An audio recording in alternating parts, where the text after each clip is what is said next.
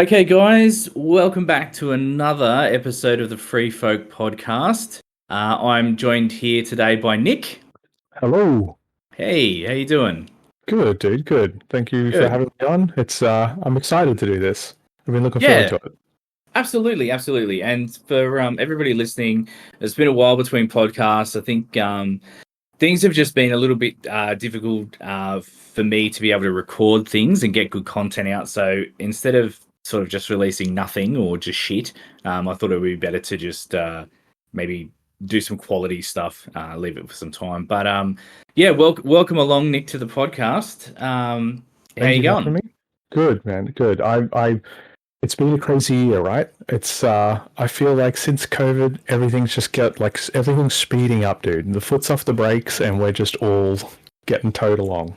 Oh, I couldn't agree more. I think the pace in which it's really funny. I was talking to somebody recently about this. When you're a kid and you have like the school holidays, 6 weeks feels like Oh an man. eternity. Yeah, 100%.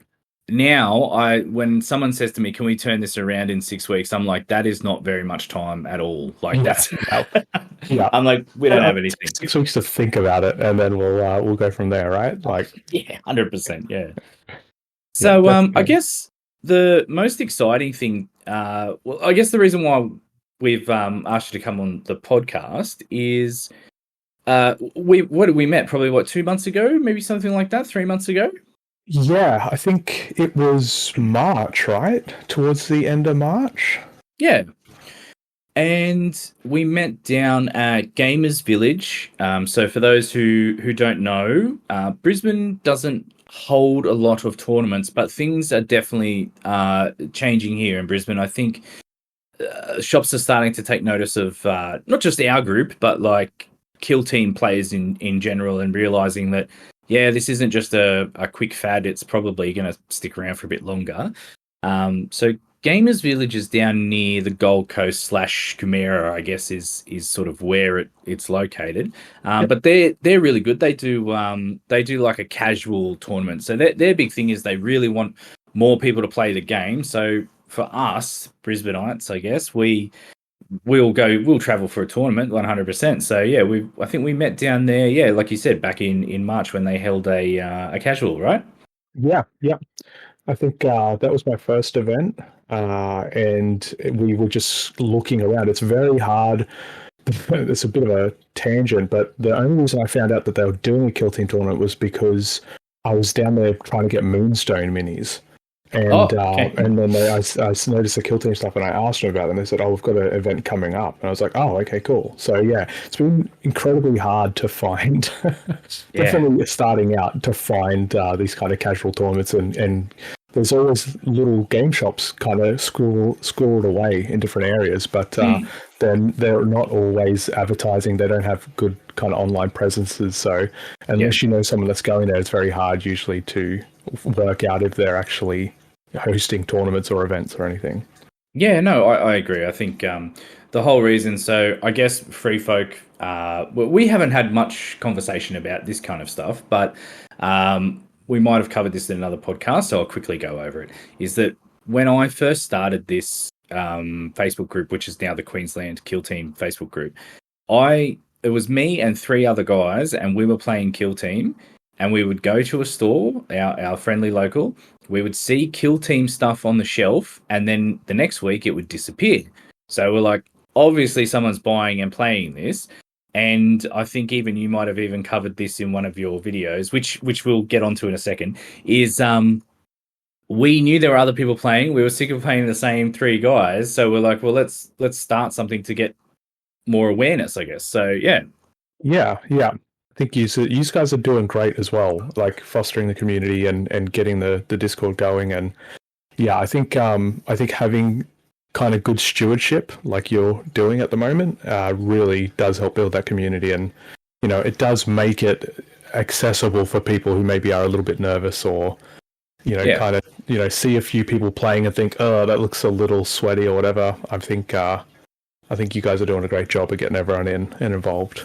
Oh, well, thank you very much. I appreciate that positive feedback because a lot of the time, I guess the people who play Kill Team or the people who generally play miniature games, they aren't sort of like, they don't give you that sort of positive feedback. It's a lot of like, oh, you could be doing this or you could be doing that. Yeah. Yeah. Everyone's an expert in this little field, aren't they? Yeah. Which is funny too, because like you got to take the good and the bad, I guess. But yeah, thanks very much, man. I appreciate it. No, dude, he's doing great. I love it. Yeah, which was always the goal for us. Well, for me personally, the goal was always to one, play more games and find people to play games with. So I think recently we've hit sort of critical mass in that area. Which just to talk about the Facebook stuff and all the rest that we're doing, we now have a Discord more local for the Brisbane community. I'd say still, like you said, stewardship, still fostering the entire Queensland community, but making it a little bit more hyper local for some of us because we are the guys I interact with all the time. So it's great to have the Discord that we've set up. Yeah, absolutely. 100%. The Facebook is great. Some people aren't on Facebook, and that's fine. So a Discord is very accessible for, I think, the younger crowd and people who are like, I'm not going to be on Facebook, but I definitely play video games, so I've got Discord. Like, yeah. Yeah. I think for Discord, as far as like games go, has kind of seems to be the most popular one now. Yeah. But yeah, I definitely think that like building them community is super important. Having it be super inclusive, obviously, is really big. Your Blood and Zeal League is a great example of that, where like having 20 players in our little local area all commit to do it. That's just huge in my mind. Yeah. So yeah, you're killing it, man. You're killing it. Yeah, thank you. Yeah, thanks. And I think we're going to do more leagues. Like, I think there's been some feedback with some people are a little further north or a little further south, and they're like, it'd be better if we could do like brackets. So, I mean, for me, it's always about getting that feedback and making it better. And, the league for a very long time, the joke Free Folk is that we didn't want to pay for anything. So this is our first paid league, which I was worried wouldn't get a lot of participants. But actually, just the $5 for the paid league, which includes all prizes, FYI, anyone who's listening. So you get a sticker and tokens regardless. And then people have donated prizes. So there's a Joy Toy, there's the official Games Workshop, when you pre-ordered, you got like wound counters and stuff. So there's all this stuff that we'll put together and we'll raffle off at the end, so to speak.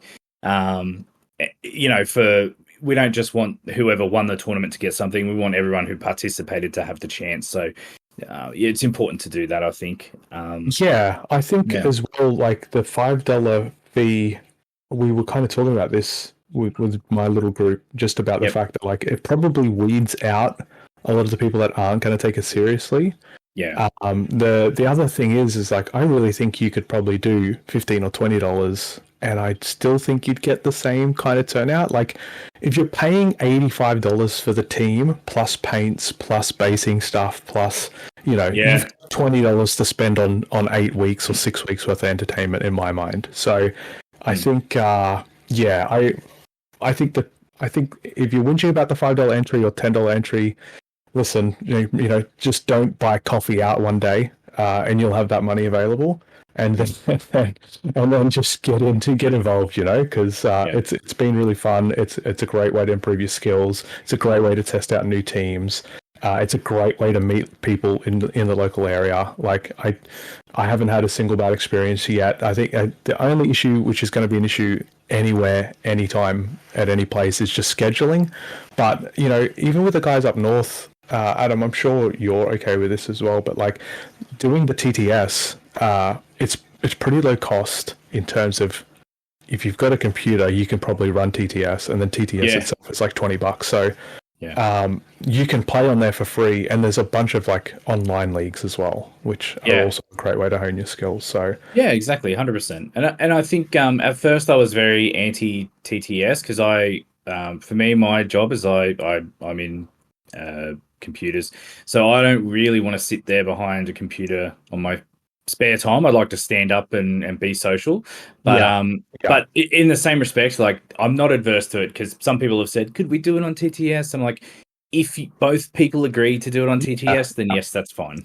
Yeah, this week's a great example where Taz and I don't have the nights available, you know, without Yeah. getting in close proximity to this weekend, which is a 7-game tournament. So we're doing TTS on Thursday night. So because it just saves the drive and it saves the, I feel so bad that Taz travels so far. Bless him for putting in that effort, 100%. But yeah, it's a good alternative, I think, like a good backup plan, if nothing else. Yeah, I think it's always good to have a backup plan. So that's a nice little thing we can do. So let's talk about you mentioned your little group of guys. So I guess you have sort of called yourselves settling scores. Is that right? Or yeah, we've been settling scores we started in 2019 playing Magic and Commander. Okay. So we've been running for quite a while now. And then the idea of settling scores was we used to do this really dumb thing, which is we would score every game of Commander based on like what position you came first to fourth. And then a whole bunch of like alternate points. So we would have seasons where it was like wrestling season. And then like if you build a deck based on a wrestling theme or you achieve certain things within a game, you would get points. And so the whole idea was like trying to like get back at each other, and settle the score in between seasons. Because, if you won the season, I don't know if you, Adam, this is going to be probably an obscure reference. I don't know if you ever watched The League, a TV show about fantasy football from like 15 years ago, 10 years ago. Hang on. Wait a minute. They had a trophy and it was called the Shiva. The Shiva, yes. I remember this, yes. So we went real spastic with it. I got a trophy. I like at one stage there. Do you another reference here? Do you ever watch Curb Your Enthusiasm? Oh, I am not a big. This is quite funny. I'm not a huge Larry David fan. Okay, yeah, that's fair. I can understand that. But the thing is, I think he is funny, but he's just not for me. Yeah. Yeah. Okay, that's fair. There's one episode where he buys his manager's wife, who's a bit of a piece of work, a portrait, and it goes straight to her head. So when I won one of the seasons, I got a portrait done of myself holding the trophy with a crown on my head. Oh, I love that. And then I hung it up above the table so everyone had to stare at it for the next season while we played. So we just, and so that's the whole thing, is that like we just took it way too far. We were just being silly, and having a good time. And so the whole idea was settling scores just to try and like win the tournament, win the points, get the score you needed, and then just kind of like lord over all your friends. Oh, but I love that. Like, so this kind of comes into my sort of area of what I guess I'm trying to achieve personally with myself right now. So for a very long time, I think our sort of local gaming group, who were very militantly casual, is what I would say. Yeah.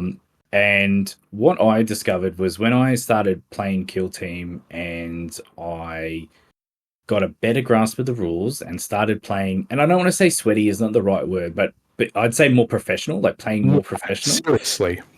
Yeah, taking it a bit more seriously. I found the games to be way more enjoyable. Like, so anything that fosters healthy competition, I think, is great. And you can have fun doing it, then that's even better, right? Yeah, it's definitely a slippery slope. You have to be really careful because we got more and more competitive as we went to the point where like, okay, we've got to stop playing. We've got to stop doing seasons because we're getting upset if we're not winning. Yeah. Oh, I had the same experience a couple of weekends ago at a tournament where I'm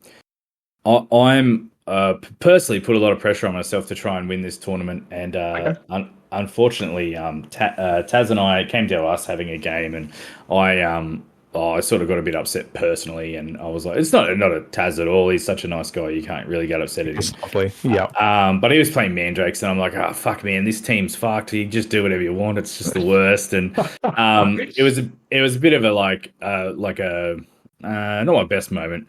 But in the same respect, at the end, you say to him, hey, look, man, I'm sorry. I'm not upset at you. Don't take it personally. It's just, it's like, it's one of those things to be like, I'm actually not really that versed in the team if I look at logically. Additionally, the team that I was playing probably doesn't do well against Mandrakes.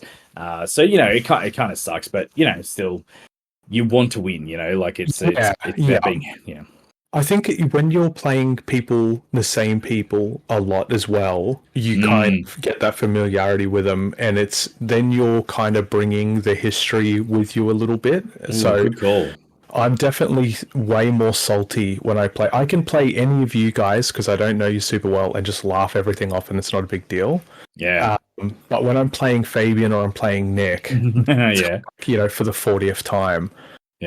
I want to win because I know them, and I know you kind of start to learn what they're going to do. I have a real problem with dice where if the dice are kind of ruining my night, I have a hard time shaking it off. Is how it goes. I did a death mark shot the other night, and I'm still talking about it, so you can tell how salty I am. But I did a death mark shot. They hit on 2s, dude. I rolled 4 dice. I got 1 above a 2. I rolled 3 1s.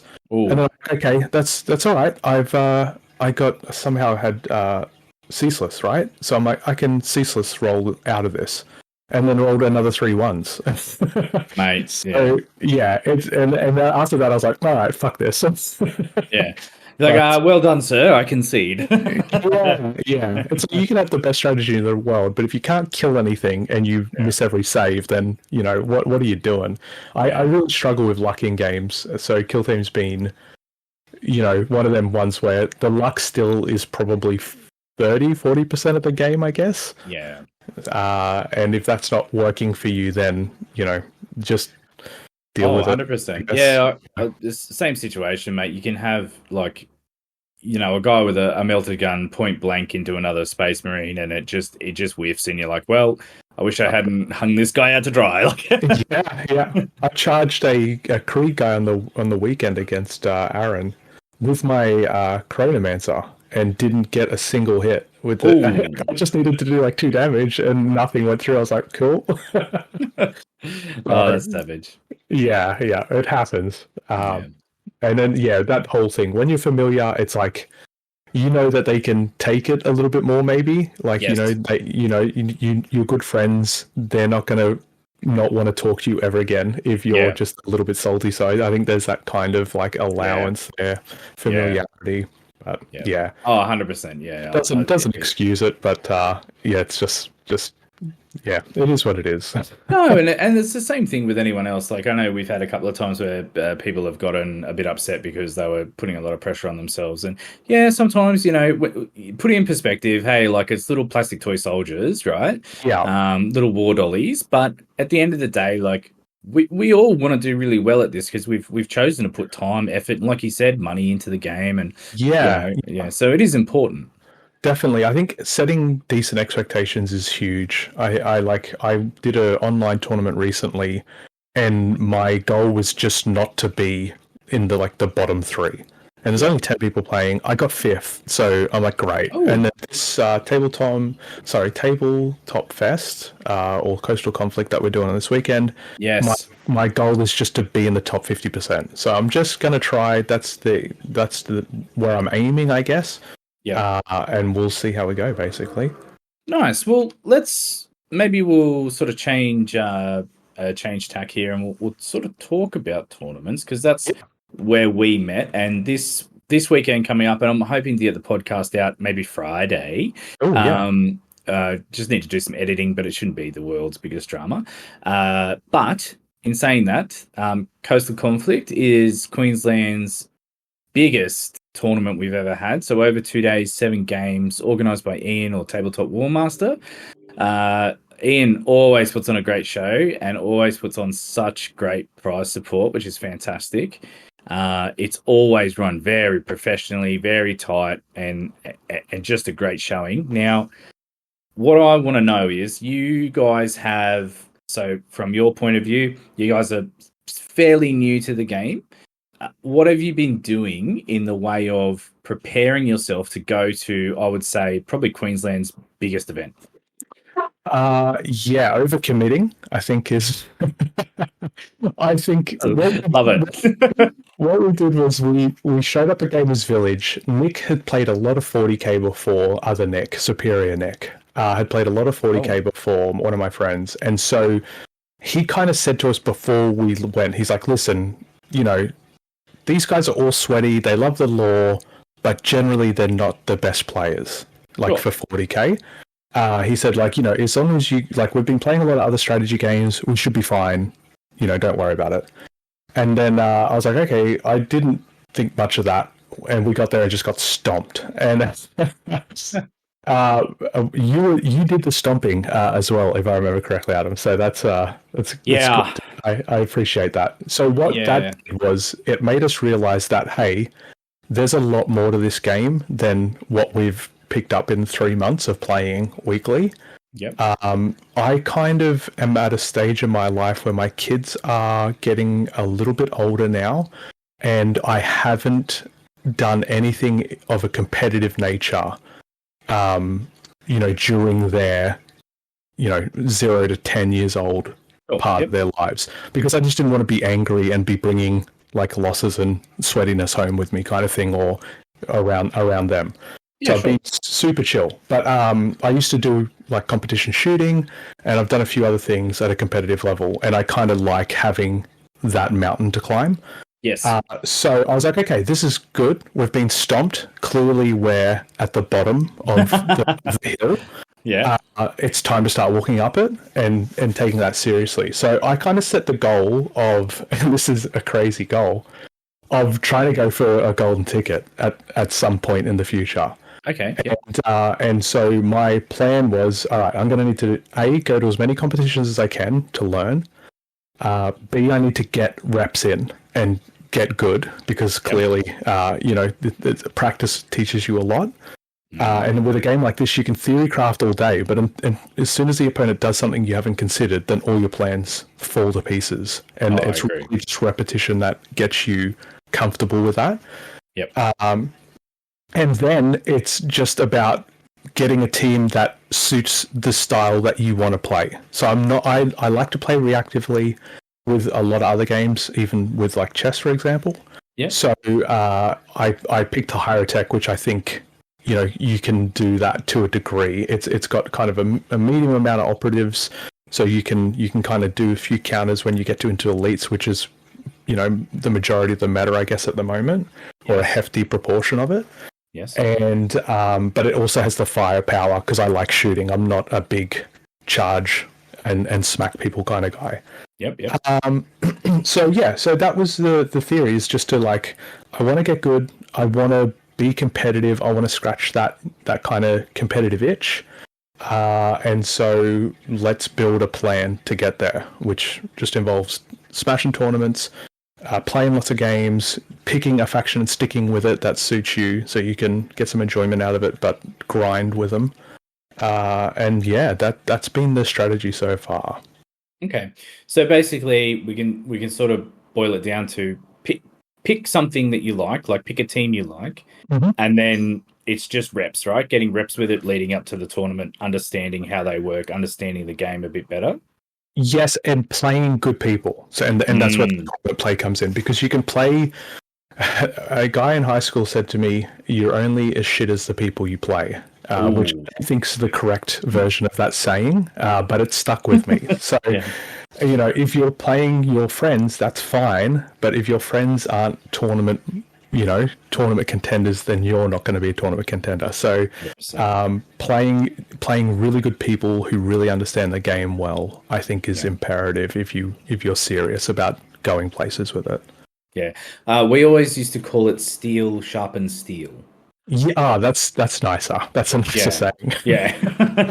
So I think it's really important. So bit of my background is I used to play X-Wing quite competitively. I don't think I'm out of pocket here by saying top 5 in Australia easily. That's awesome. Yeah, but it was a long road to get there. It was lots of hardship along the way to get to that point. Yeah. And I think the thing where you learnt the most, or how I felt I learnt the most, was playing against those top tier players where you would learn something from the game. It wasn't just someone just like smashing you and then walking away. But if you could turn your learning part of your brain on while playing them, then 100% you would come out a stronger player. Yeah, absolutely. I think when you get people who are really good and who can kind of feel out, shoot angles and charge distances. And I think the biggest thing about this game is I'd never played a game in the past that war games in typical or as standard have positioning as part of their structure. Yeah. But Kill Team with the conceal takes that to like 11. And I think that's such a hard thing to learn because it's very hard to bring other examples of other games, that kind of prior learning into this game, just because of the system and the way it works. So yeah, I think that's been a pretty sharp learning curve, and it's something that I'm still not getting perfect. But it's definitely something I feel like I'm a lot better at than 3 months ago. Oh, good.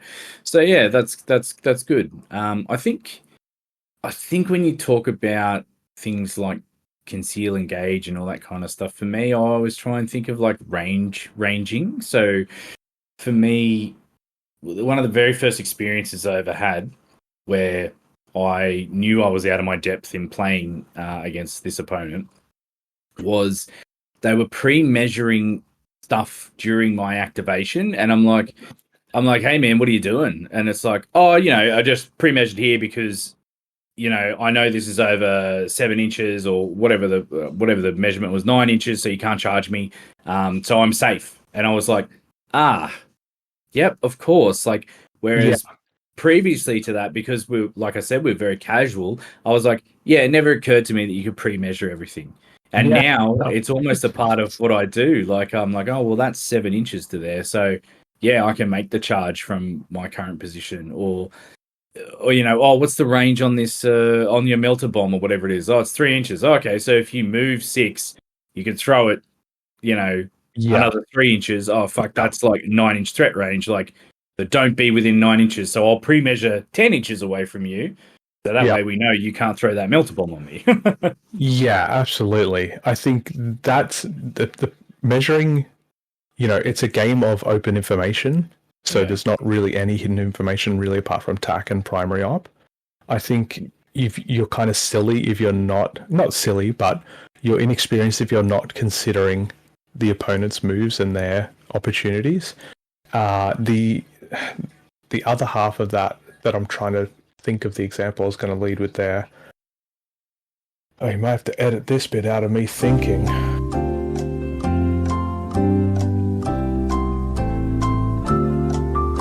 Oh, I sneakily, this is probably not great advice, potentially, sportsmanship-wise, in a sense, but I will measure things out in an area I have no intention of doing anything. Oh, yeah. There's a mind game, yeah. Yeah, absolutely. I think, and that's kind of fun as well, because, I think Sun Tzu said, like, all war's deception, right?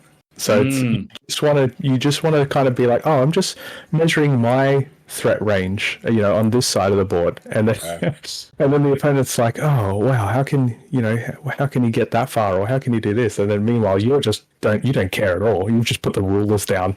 Yeah, you just put the rulers down to kind of throw them off a little bit. But I think sometimes when you play too, right? Like I was playing somebody recently, and they actually just said out loud, they're like, oh, I'm actually really worried about you coming down this particular flank or whatever. Oh, yeah. And I sort of looked and went, I probably wouldn't really do that. Like, I'm probably not going to do that. But I didn't say that out loud. I'm just like, I probably wouldn't do that because my intention is to, like, take the point with this guy or to kill or whatever I was going to do, something completely different. But then I was like, yeah, that is a bit of a problem, isn't it? Like, so it's like... Yeah. Just gently mislead. Yeah. Which I know is kind of, it happens in the game. It's not. I think it's a fair part of it, right? Like, I think your opponents can see the board just as good as you can. Yeah. So if you say crazy stuff, then eventually they're going to pick up on it. But there's no rules against saying crazy stuff to begin with. So no, exactly. You might as well try. Yeah. We try and be good sportsmen, but at the end of the day, like, there's so much that could happen and could change in this game that just listening to what your opponent is going to do could be the wrong idea anyway. Yeah. Yeah. You should be playing your game, not Yeah. playing, not just reacting to their game, I guess, ultimately. Yeah. So Nick, let's talk more about tournaments now. So it's still on the tournament train. So how many tournaments have you been to so far? Technically 2, I think. So Yeah. the Gamers Village and then the online league. So I don't know if the league would count as a tournament necessarily, but yeah, they're the two. So. They're my 2 competitive experiences. Yeah, I'd say tournament conditions for sure. Yes, yeah. So not a great deal of experience. So I'll give you, and this is for the listeners as well. So I guess tournament prep. We've discussed that. Pick a team that you like. For me personally, I like teams where I have options. I sort of like teams to sort of be that way where I can, almost like yourself, be reactive in a way. Yep. So get the reps in, pick your team, get your reps in. It'd be ridiculous for you to say, "Oh, I've just bought Sanctifiers. I'm going to turn up and win this tournament." I think that would be, unless you were looking for unless you were just like, "Oh, I just want to get 7 games in, and my goal is to play 7 games," then not a problem. That'd be a great way to learn Sanctifiers. If we're going to just do 7 games in 2 days, like you're going to learn so much in that short amount of time. Absolutely accelerate your learning. Yeah. Yes, absolutely. Yeah, 100%. So on the day, I'll give you. I'll lead on this one. So I'll tell you what I think is important on the day. Yeah. And during tournaments. And I think this is something when we met, you had already done, which was how I knew you played competitive games before. So you had brought I'll reveal what that was. You had brought an esky with snacks in it. Yeah, for sure. And you had things in there like Maximus or whatever it was, right? To hydrate. 100%. And I think the thing is, when we think about this, I think day one is, I'm not sure if day one is 4 games or 3 games. I can't remember now. 4 on the first day, 3 on the second. Oh, which even just talking about that is exhausting now. I'm so excited. I can't wait. I would say this is my prep on the day, or this is what my intentions on the day. So non-kill team, non-strategy, right? Yeah. Comfortable shoes. 100%. Yes. 100% comfortable shoes. Whatever that looks like, Uggs, Crocs, whatever it's going to be, dude, just slap them on. It's not a fashion parade, 100%. Exactly. Second part is, for me, it's a nice breakfast, but not a big breakfast. Okay, yeah. Yep, so turn up, you can have a coffee, you can have some breakfast, you're ready to go, right? That, to me, is important. The next part is hydrating, because we're going to play, 4 2.5 hour games, or 2.5 hour games. That's a long day. Yeah. 100%. And then because of such a long day, I am going to actively try to either bring or buy when we're there is I think a salty snack like a cashew or a like a peanuts or something like that. Now the only reason why is if you're drinking water all day, you also probably want to have a little bit of salt in your system as well, right? Well, if you're going to sweat as much as I will, yes, you're going to need salt and the electrolytes to replenish, dude. And that's 100% technically where the Maximus comes in. I like that. I like that a lot. Yeah, no, it's really good. And I think this is something where people don't realize that, man, you'll be on game 3. And if I've done this correctly, I've been drinking water or I've been having Maximus or whatever. Yep. I'll be physically in a better place than someone who's game to game. Just maybe I've had a drink of water, I've smashed a burger over lunch or whatever it may be, or some pasta or whatever. Yeah. Mate, you are going to be sluggish compared to me. Yeah. Which is saying a lot. I don't know how nerdy you want to get here, but I've got a lot of thoughts on this. Yeah, let rip. Yeah, let rip. We've got time. Okay. Have you ever heard of Twilight Imperium? Oh, mate, that game scares me, but yes. I love it. And it's a real grind. So it's a game, kind of 2 to 8 players technically. If you have 5 or 6 players or more, that game's going to take you at least 8 hours, if not up to 14 hours. We play it a reasonable amount. my friend groups, and we get my sister involved, and we get a bunch of people involved. Usually, there's 6 or 7 of us, and and the first couple of times we played it, it's exactly that. You get to the 4th round, and you're just mentally you make a decision. You're like, that's a great decision. And then you 3 seconds later realize, oh, wait a second, that was a horrible decision. I've already made it though. Yeah. So the mental fatigue's a really big thing. The other thing is, and I don't think people consider this, but your stress levels. I had the Garmin watch for like a long time, and I love stats. And I would just watch my heart rate on nights where I did competitive stuff. And your heart, like my heart stress scores and stuff would be through the roof. Like I'd have 0 body battery. I'd be, my heart would be elevated. The heart rate would be elevated. And if you're doing the competition, well, doing that, if elevated heart rate, you're sweating more, all of these factors over 10 hours. Oh. So I found that with Twilight, first of all, drinking is a horrible idea. Yeah. if you're sneaking a few beers or something like that in between each game, or with your decision making just goes out the window. And then if you're hungry or you're thirsty or you're feeling a little bit dozy or something along them lines, like, yeah, your decision making is just super compromised. So I think there's a lot of research. If you want to get scientific, there's a lot of research on fatigue and decision making, which is pretty big. I'm excited for the 4 games, Adam, because I really feel like I'm prepared for this in terms of like I know to fuel, I know to drink. I do a fair bit of I haven't much this year, but I do a fair bit of like endurance bicycling. So I know how important like fueling and hydration is and all these kinds of things. Okay. And so I think that's where I'm going to peak. I'm gonna like suck in the first game or two when other people are good, and then they're slowly in my hope is that they'll slowly get worse and worse, and I'll just stay at a consistent level and do better. And then you'll rise to the top, right? Yeah. So you actually peak like game 3 and game 4. So good. And you'll be wearing Lycra, right? Yeah, dude, might as well. It is very comfortable. Just to get super streamlined in your token placement. Yeah. If you think about every watt you waste moving your arm across the board. Oh dear, so good. I love it. Yeah. But no, I think really good rest is huge. I think like stretching and getting your blood pumping in between each game, like do a quick brisk walk, maybe up or down. Just them little things. I think get the blood flowing, get really good rest if you can. I think fuel. I like sugar, dude, so I'm going to be just crushing Skittles and lollies and crap like that all day, pretty much. Ooh. Just keep the sugar high up, keep the caffeine up. No, I love it. I think it's good. I think everyone's got their own little their own little mantras or their own little routines. So absolutely, yeah. Definitely, hydration is important. I think as I'm not sure about the venue, but like I'd imagine we're allowed to take our drink bottles. So yeah, for sure. I'm bringing an esky again. I once again, I don't know if they're going to allow it, but I'm going to at least try.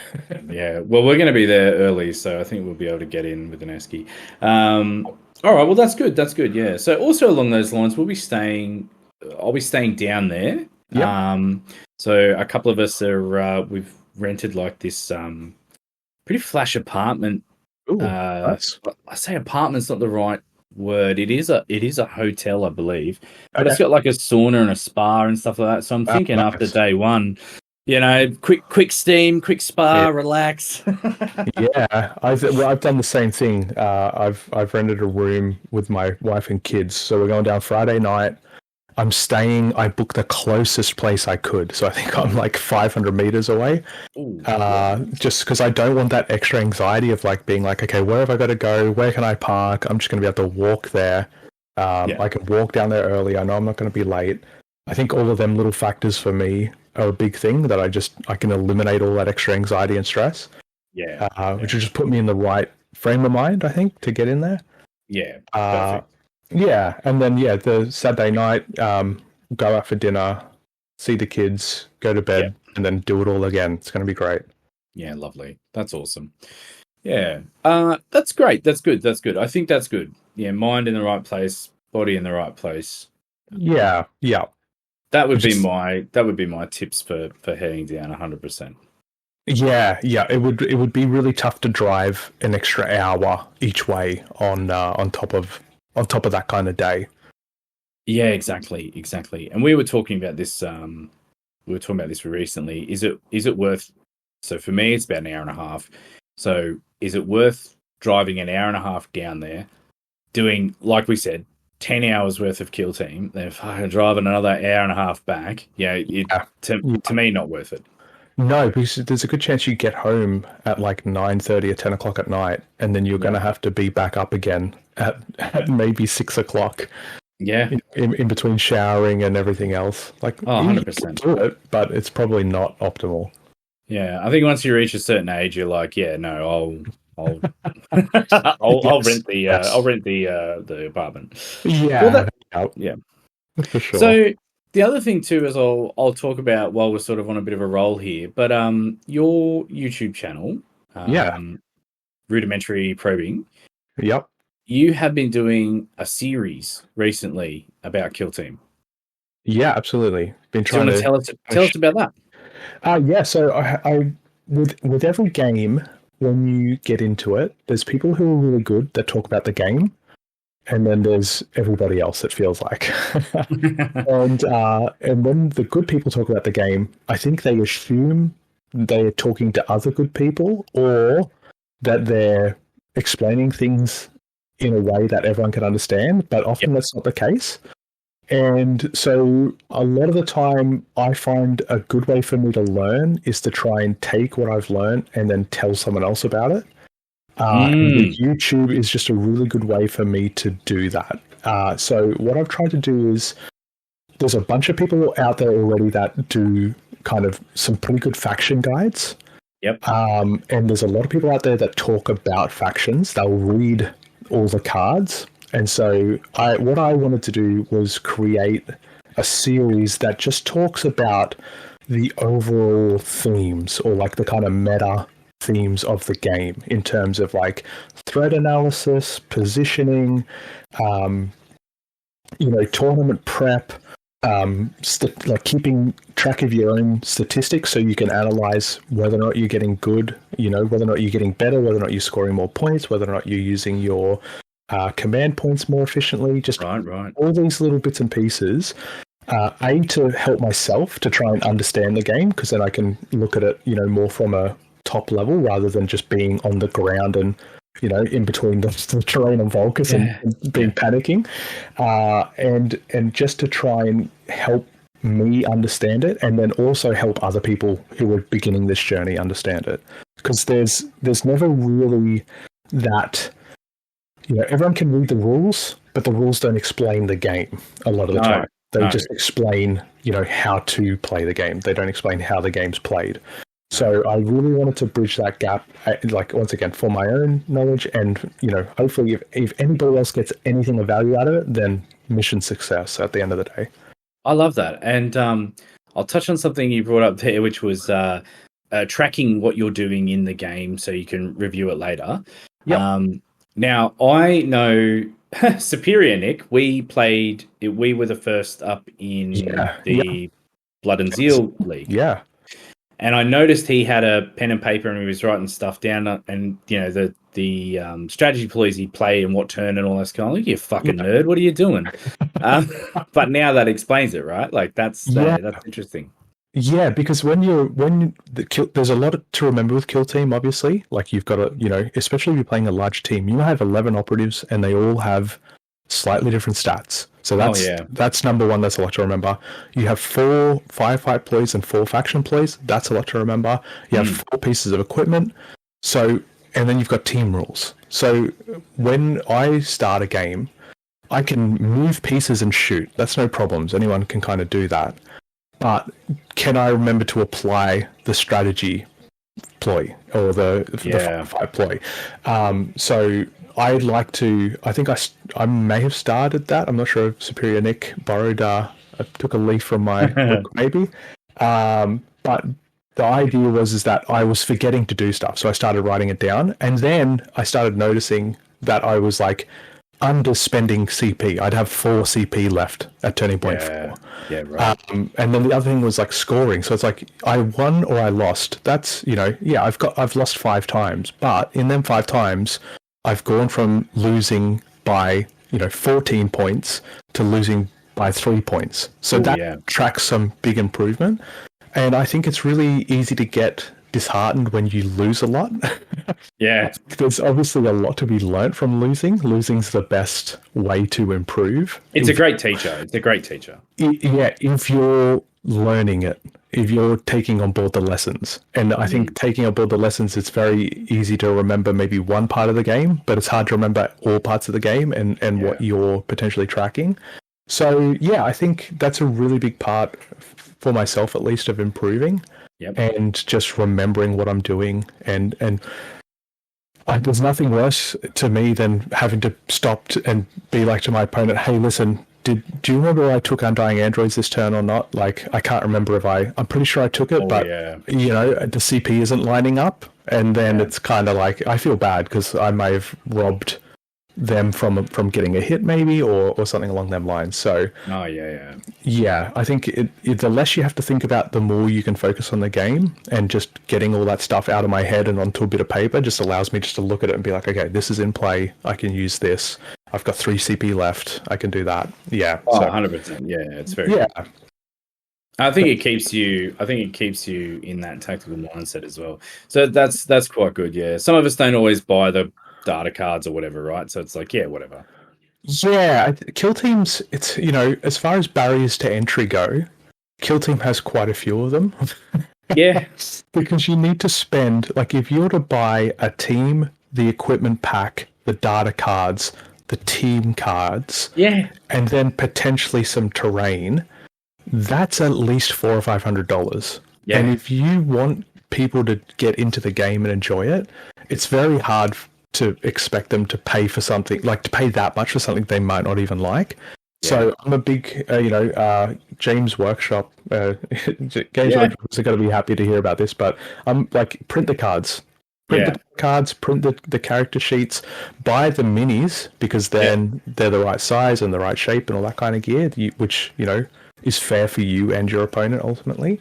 But I think they need to look at their costing analysis or modeling or whatever, and whether or not they actually want people to join the game or not. Because even the starter set, to me, it's $127 at the moment, I think, at Gamers Village, which is great. It's a great price, but you don't get the full rulebook. You get you don't get the whole experience. No. Yeah, which is super disappointing, because it's, as soon as you try and play, you have questions about the rules, and that rulebook does not cover it. And then you have to Google, and you're getting answers from 3 years ago, which are no longer relevant. And I think there's a big barrier to entry there that if we want new people to play, then we've kind of got to help and support them through that. And printing data cards is one way, I think, to get them over that hump.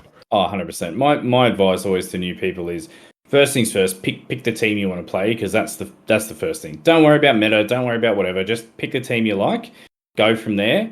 The second part is, and I feel like this is almost non-negotiable, you need to buy the fucking rulebook, dude. Like, if you can't get that in it, if you can't get that in Hivestorm, then you're not gonna you buy it separately, right? And here's the thing: without a doubt, I thumb through that book almost every game I play, right?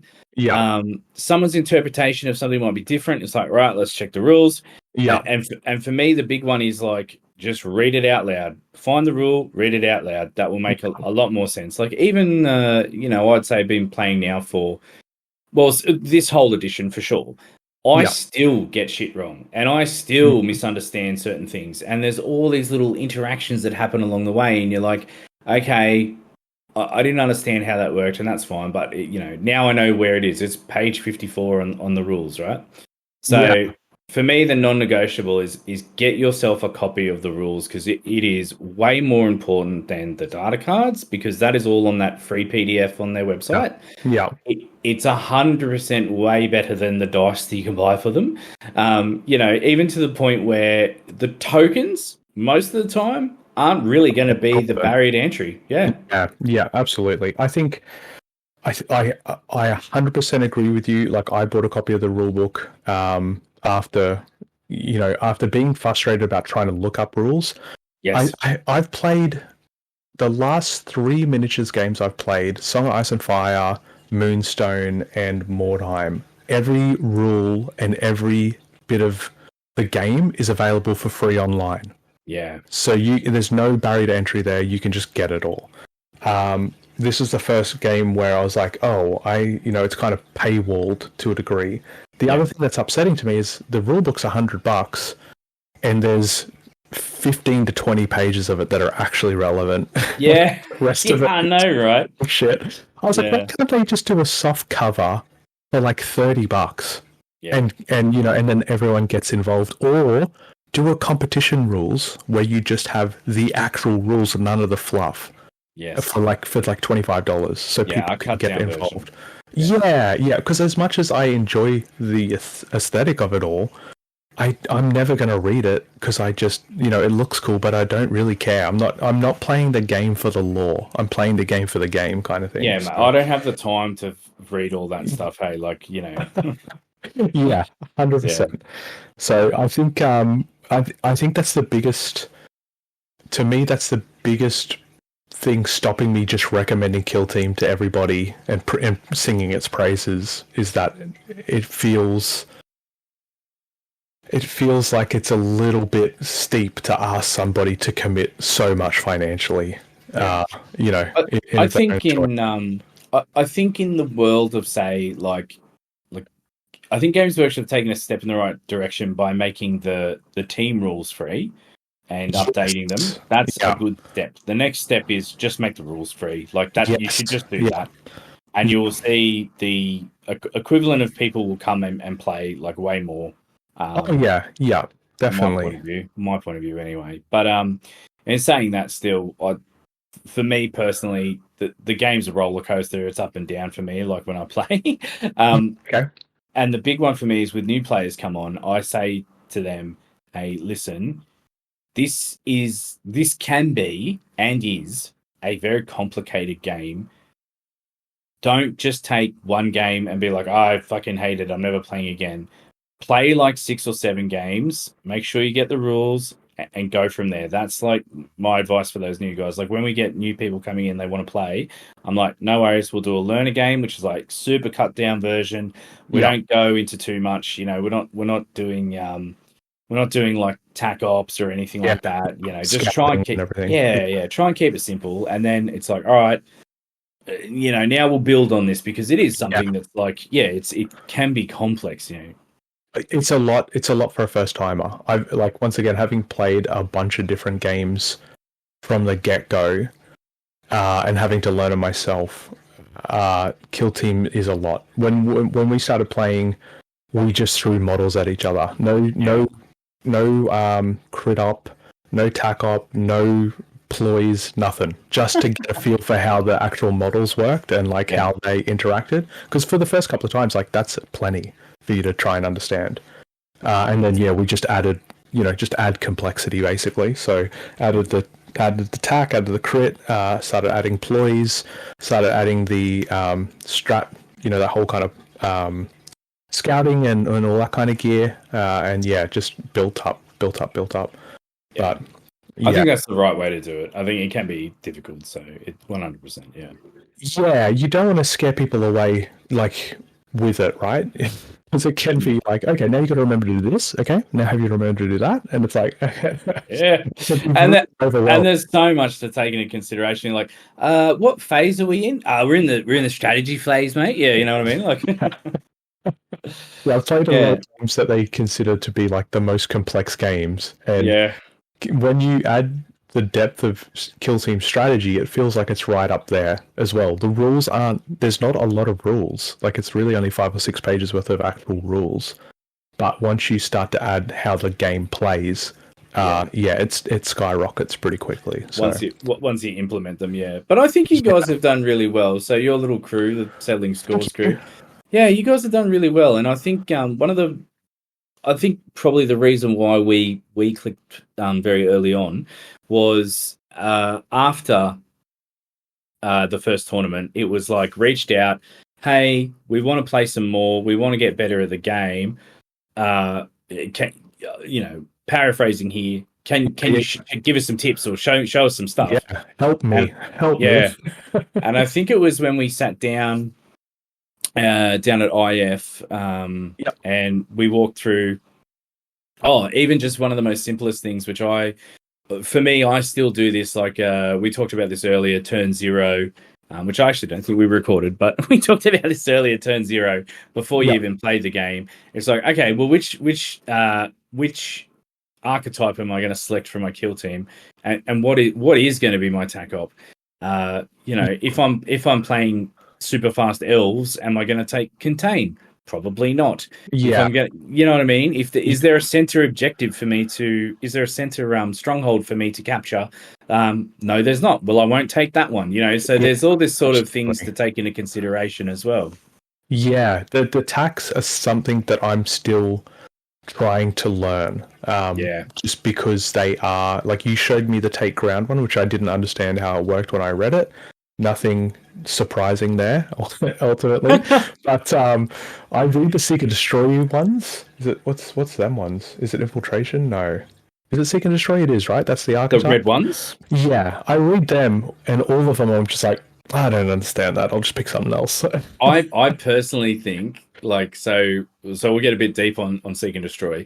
Yeah. I think they're the worst tac ops in the game, personally. Now, honestly, anyone who's still listening at this point, yes, yeah, fucking come at me in the comments. I swear to God, tell me how it's good, because I can't understand it. Teach Adam how to play Kill Team, right? Yeah, some of them, I think you're never going to achieve. Or you've got to align 5 or 6 different things to get your one shot off, and you're like, okay, well, I scored this one turn, whereas other ones, to me, feel like you can score them quite consistently.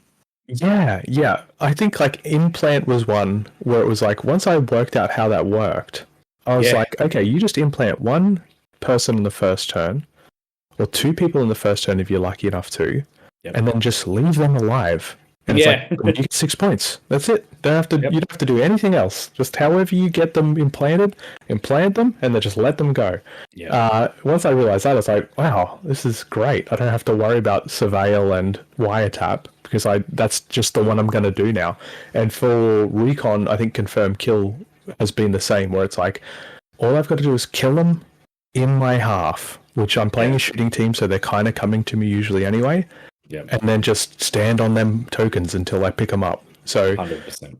And I think when you're starting out, that's definitely something where it's like, just find something that you're comfortable achieving, and that you can kind of do passively. I think Adam, you and I talked about the plant beacons, right? And it's like, plant beacons is arguably the best tac op in the game, but I don't have the brain power or the experience to try and map out that little mini game whilst I'm trying to not die on the actual game.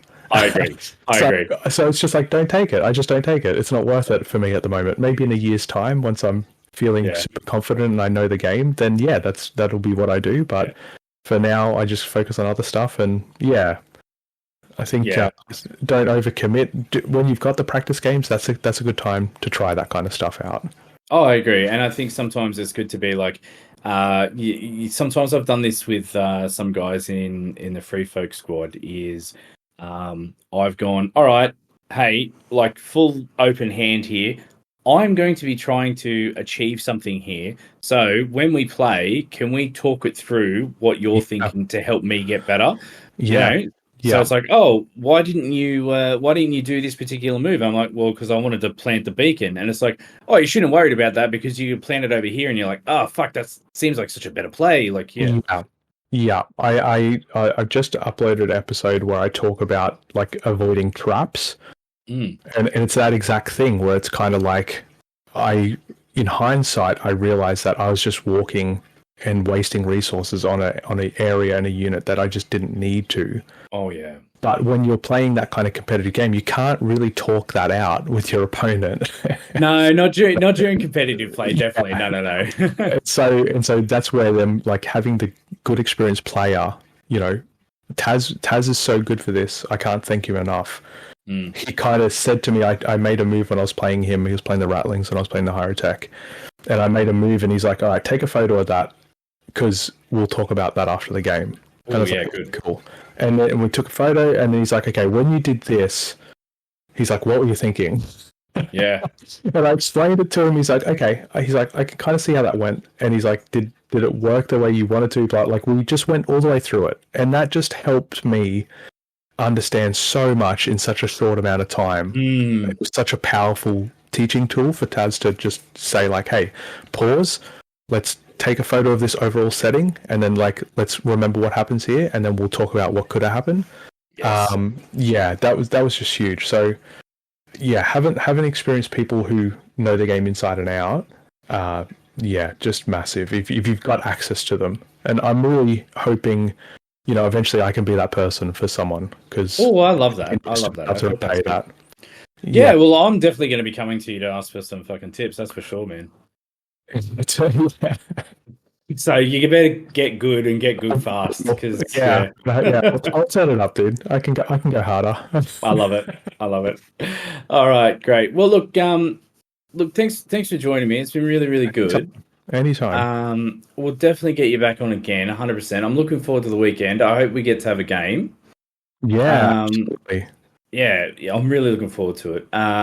Now, before you go, I want to ask you just a real, more of a creative question. Okay. I guess I've seen your kill teams.